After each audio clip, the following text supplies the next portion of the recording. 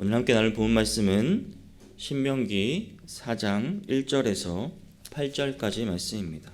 이스라엘아, 이제 내가 너희에게 가르치는 규례와 법도를 듣고 준행하라. 그리하면 너희가 살 것이요 너희 조상의 하나님 여호와께서 너희에게 주시는 땅에 들어가서 그것을 얻게 되리라. 내가 너희에게 명령하는 말을 너희는 가감하지 말고 내가 너희에게 내린 너희 하나님 여호와의 명령을 지키라. 여호와께서 바알 부올의 일로 말미암아 행하신 바를 너희가 눈으로 보았거니와 바알 부올을 따른 모든 사람을 너희의 하나님 여호와께서 너희 가운데에서 멸망시키셨으되 오직 너희의 하나님 여호와께부터 떠나지 않은 너희는 오늘까지 다 생존하였느니라. 내가 나의 하나님 여호와께서 명령하신 대로 규례와 법도를 너희에게 가르쳤나니 이는 너희가 들어가서 기업으로 차지할 땅에서 그대로 행하게 하려 함인즉 너희는 지켜 행하라. 이것이 여러 민족 앞에서 너희의 지혜요 너희의 지식이라. 그들이 이 모든 규례를 듣고 이르기를 이 큰 나라 사람은 과연 지혜와 지식이 있는 백성이로다 하리라. 우리 하나님 여호와께서 우리가 그에게 기도할 때마다 우리에게 가까이 하심과 같이 그 신이 가까이 함을 얻은 큰 나라가 어디 있느냐. 오늘 내가 너희에게 선포하는 이 율법과 같이 이 규례와 법도가 공의로운 큰 나라가 어디 있느냐. 아멘. 오늘 본문은 이제 모세의 중요한 메시지가 담겨 있습니다. 이스라엘 백성들이 약속의 땅에 들어가기 전에 이제 하나님이 누구시며 무엇을 말씀하셨고 무엇을 하실 수 있는지 아는 것은 무엇보다 중요했습니다. 이방 신들이 널려 있는 그 땅에 진입하기 전에 하나님이 유일하신 분이라는 사상에 대해 깊이 생각할 필요가 있었습니다. 앞으로 닥칠 모험과 위험을 이기고 살아남으려면 오로지 하나님만 바라보아야 함을 알아야 했습니다. 이스라엘 백성들을 가나안에서 분명히 수많은 우상들을 볼 것입니다. 하지만 그 땅을 정복하고 보유하기를 원한다면 보이지 않는 하나님을 바라보아야만 했습니다. 그들의 조상이 이미 거의 40년 전에 그 땅을 차지하는데 실패한 원인은 전적으로 시각적인 결함 때문이었습니다. 그들은 어디를 바라보아야 할지 몰랐습니다. 전혀 알지 못했습니다. 그들은 위를 쳐다본 적은 거의 없습니다. 그들은 하나님을 바라보지 못했습니다. 그들은 앞을 바라보면서 그 앞에 놓인 그 거인들을 더 의식했습니다. 주위를 둘러보면서 길을 막고 있는 적의 그 군사력과 거대한 요새에 비해 자신들은 왜소하게 보이고 자신들은 빈약한 자원밖에 보지 못했습니다. 그들은 내부를 들여보면 그들은 두려움으로 그들의 심장은 멈출 것만 같았습니다. 심지어 뒤를 돌아보면서 애굽을 떠나지 않았더라면 더 좋았을 것이라고 생각했습니다. 하나님에 대해 생각했을 때마저도 하나님의 성품을 감성적으로 이들은 왜곡시켰습니다. 신명기 1장 27절 말씀을 보면 여호와께서 우리를 미워하심으로 아모리 족속의 손에 넘겨 멸하시려고 우리를 애굽 땅에서 인도하여 내셨도다라고 진실을 왜곡시키기까지 했습니다. 그래서 하나님께서 모세를 통해 이제 백성들이 그 땅으로 행군을 시작하기 전 모세를 통해 백성에게 꼭 전달하고자 하는 메시지가 바로 오늘 말씀입니다. 모세가 백성들에게 이 특별한 설교를 시작하면서 백성들이 하나님께 무엇을 드리는가가 아니라 하나님께서 먼저 자기 백성에게 무엇을 주셨는가에 초점을 맞춘 것은 우리가 인간 중심적인 그런 종교의 위험성에 빠지지 않게 하도록 하기 위해서였습니다. 하나님과 백성들의 특별한 그런 관계에서 백성들을 향하신 하나님의 그 은총이 그들이 행한 일에 근거하지 않았습니다. 하나님은 전혀 그들이 무엇을 하는 것에 대해 근거해서 그들에게 은혜를 주신 것이 아니었습니다. 여러분, 이스라엘 백성들이 수적으로 우세했습니까? 아니면 그들이 도덕적으로 더 선하기를 했습니까? 그런 이유가 아니었습니다. 하나님께서 그들을 사랑하셨기 때문에 하나님께서 그들을 택하셨고 하나님께서 그들을 사용하기를 원하셨던 것입니다. 이런 이유로 모세는 맨 먼저 하나님께서 자기 자녀에게 주신 그런 분에 넘치는 선물, 곧 율법과 땅에 초점을 맞추고 있습니다. 그중 오늘 하나님의 말씀에 초점을 두어 더 본문을 함께 살펴보도록 하겠습니다. 본문의 시작은 이렇습니다. 1절을 보면 이스라엘아, 이제 내가 너희에게 가르치는 규례와 법도를 듣고 준행하라. 그리하면 너희가 살 것이요 라고 시작합니다. 이스라엘아, 하나님의 말씀을 듣고 행하라고 말씀합니다. 왜 그럽니까? 그리하면 너희가 살 것이기 때문입니다. 그것이 그들에게 생명이란 말입니다. 이것은 달갑지 않은 금지 사항을 나열한 것이 아닙니다. 하나님께서 누구보다 사람들이 삶을 즐기려면 특정한 규칙이 필요하다는 것을 누구보다 잘 아셨기 때문입니다. 그래서 전혀 우리 요즘 세상 어떻습니까? 쉴 틈 없이 압박을 가하는 그런 근로 환경 속에서 또 어린아이의 불순종을 보며 가정 파괴, 혼인 파괴, 그리고 부정, 도둑질, 거짓말, 이런 탐심 등 어떤 사회에서든 행복한 삶을 방해하는 요소들이 있습니다. 그리고 이것을 금지하는 것이 바로 십계명에 모두 다 나와 있는 것입니다. 하지만 십계명에 요약된 그 율법은 단순히 그 금지 사항을 열거하는 것으로 시작하지 않습니다. 그 전에 하나님의 유일하심과 구원의 업적을 선포하면서 시작합니다. 신명기 5장 6절을 보면 나는 너를 애굽 땅 종되었던 집에서 인도하여 낸 내 하나님 여호와라 말씀을 하고 그 다음 이제 1계명 나 외에 다른 신들을 내게 두지 말지니라 이렇게 시작되는 것입니다. 10계명은 사람이 해야 하는 것 혹은 하지 말아야 하는 것으로 시작하지 않고 여호와 하나님께서 하신 일로 시작합니다. 그 애굽에서 그 종되었던 하나님의 백성은 어떻습니까? 이미 사형 선고를 받은 거나 마찬가지였습니다. 하지만 하나님께서 그들을 해방하시고 그런 잔인한 억압에서 그들을 자유롭게 풀어주었습니다. 하나님께서 그들에게 생명을 주신 것입니다. 그들이 계속해서 삶을 누리기를 원하셨습니다. 그리고 바로 이런 이유로 하나님께서는 삶의 방식에 대해 그들과 또 우리에게 역시 가르치기를 원하셨던 것입니다. 개인적 반응을 요구하는 이 말씀은 우리의 마음을 주장하고 자극하도록 만들어졌습니다. 이 말씀을 읽는 이로 하여금 심각한 우리에게 또한 책임에 직면하게 합니다. 모세는 이스라엘 백성에게 그리고 우리에게 이렇게 말하는 것입니다. 이 메시지를 이제 듣고 너희는 경청해라. 그리고 준행해라. 행하라. 순종하라고 말하는 것입니다. 그리고 2절에서 내가 너희에게 명령하는 말을 너희는 가감하지 말고 내가 너희에게 내리는 너희의 하나님 여호와의 명령을 지키라라고 말하고 있는 것입니다.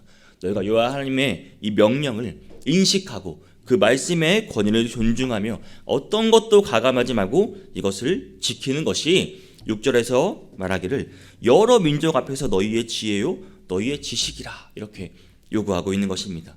사랑하는 성도 여러분, 이러한 책임이 우리에게도 있는 것입니다. 하나님의 말씀을 듣고 순종하고 행하는 것, 이것은 이스라엘 백성뿐 아니라 우리에게도 해당되는 사실입니다. 그러나 수십 세기에 걸쳐 사람들은 하나님의 말씀에 다른 것을 보태거나 또 삭제하거나 무시하는 엄청난 잘못을 저질렀습니다.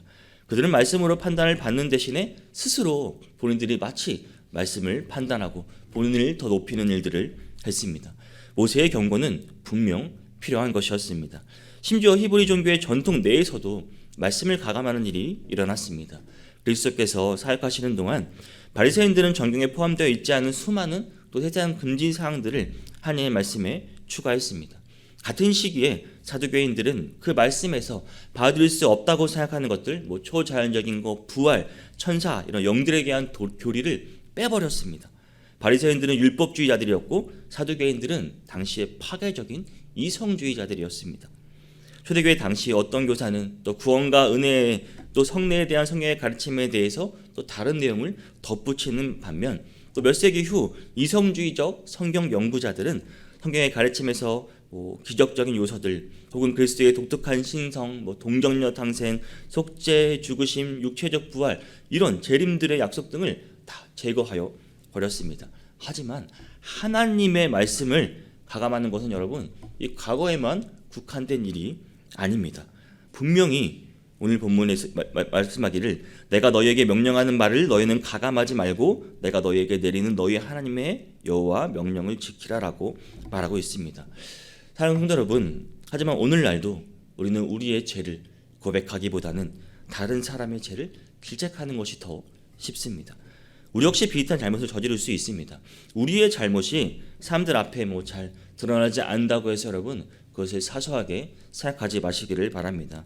성경이 침묵하는 부분에 대해 우리 나름대로 우리가 의무조항을 만드는 것은 하나님 말씀에 무엇인가를 더 아는 행위입니다. 또한 하나님께서 우리에게 하신 말씀을 우리가 노골적으로 무시하거나 또 그 말씀에 불순종하는 것은 그 말씀에서 우리가 무언가를 빼는 행위입니다.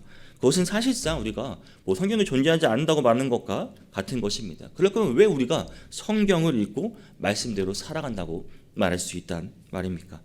모세는 하나님의 백성에게, 이스라엘 백성에게 이런 위험에 대해 경고하고 있는 것입니다. 그러한 추가 삭제 조항을 분명하게 금지했습니다.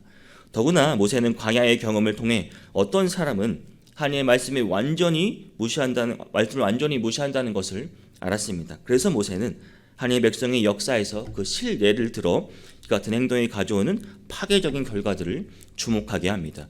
본문 3절 4절이 그 내용입니다.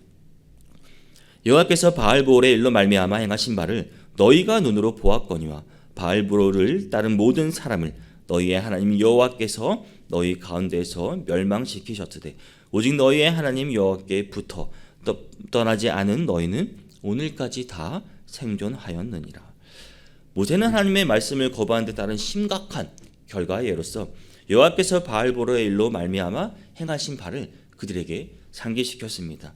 당시 일부 이스라엘 남자들은 이제 모압 여인과 성관계를 가졌습니다. 그러한 관행을 부추기는 또 바알 숭배에 참여하였고 이들은 이방의 우상들을 섬겼습니다. 이것이 그들이 했던 행위입니다. 그 결과 어떻게 되었죠? 이스라엘 백성들의 진영에서 연병이 발생하였고 범죄자들은 처형당했습니다.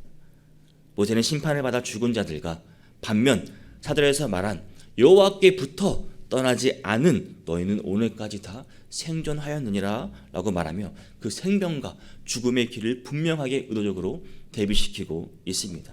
모세가 이렇게 이스라엘 백성에게 말하는 이유는 본문 5절에 나옵니다. 내가 나의 하나님 여호와께서 명령하신 대로 규례와 법도를 너희에게 가르쳤나니 이는 너희가 들어가서 기업으로 차지할 땅에서 그대로 행하게 하려 함인즉 이것을 너희가 듣고 순종하고 이제 너희가 기업으로 차지할 땅에 들어가서 이대로 똑같이 행하라고 하는 것입니다. 그리고 6절에서 말하기를 너희는 지켜 행하라. 이것이 여러 민족 앞에서 너희의 지혜요 너희의 지식이라.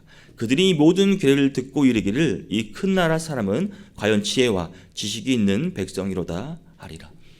하나님께서는 모세를 통해 이스라엘 백성이 큰 나라 백성이라고 말씀하고 계십니다. 8절도 마찬가지입니다. 오늘 내가 너희에게 선포하는 이 율법과 같이 이 규례와 법도가 고의로운 큰 나라가 어디 있느냐.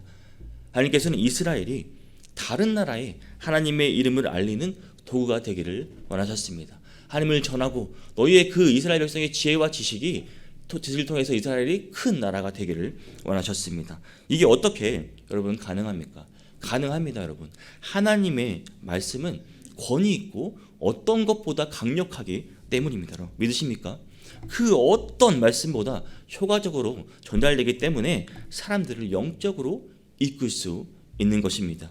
더군다나 믿지 않는 자들은 하나님이 무한히 먼 곳에 계시면서 백성들을 가르치는 것이 아니라 여러분 우리는 하나님께 기도할 때 또 하나님께 기도할 때 하나님께서 그들에게 가까이 오신다는 것을 알게 될 것입니다. 본문 7절을 보면 우리 하나님 여호와께서 우리가 그에게 기도할 때마다 우리에게 가까이 하심과 같이 그 신이 가까이 함을 얻은 큰 나라가 어디 있느냐라고 말씀하고 있습니다. 성도 여러분, 새해 이 새벽에 기도의 자리로 나오신 성도님들에게 주님의 함께 하심이 느껴지기를 소망합니다. 사랑하는 성도 여러분, 우리는 때론 가장 귀중한 것을 가볍게 여기는 잘못을 범하곤 합니다. 이스라엘 백성 역시 마찬가지였습니다. 하나님의 말씀인 성경을 멀리하거나 또 그 가르침을 무시하는 것이 이에 해당합니다. 교회 안에서는 가장 경건한 사람처럼 보이면서도 세상에 나가서는 말과 행동이 일치하지 않아 비난받는 사람도 이와 같습니다. 필요한 노력은 하지 않으면서 좋은 결과만 얻으려고 하는 것이 우리 인간의 마음입니다. 그러나 우리 주님은 우리가 말씀을 가까이 하고 그대로 따르기를 원하셨습니다. 이스라엘 백성에게도 이 같은 것을 원하셨습니다. 그 약속의 땅을 가기 전 마지막으로 너희가 다시 한번 내 말씀에 순종하기를 원하셨습니다. 이 길이 행복으로 가는 길이고 형통으로 가는 길이기 때문입니다. 성도 여러분, 우리 모두는 예수님을 믿어 구원을 얻었습니다. 이제 해야 할 일은 주님의 말씀을 쫓는 일입니다.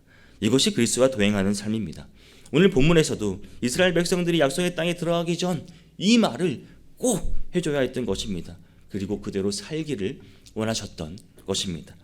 사랑하는 성도 여러분, 오늘 하루도 우리 모두 주의 말씀대로 행함으로 주와 날마다 동행하는 삶을 살아가기를 원합니다.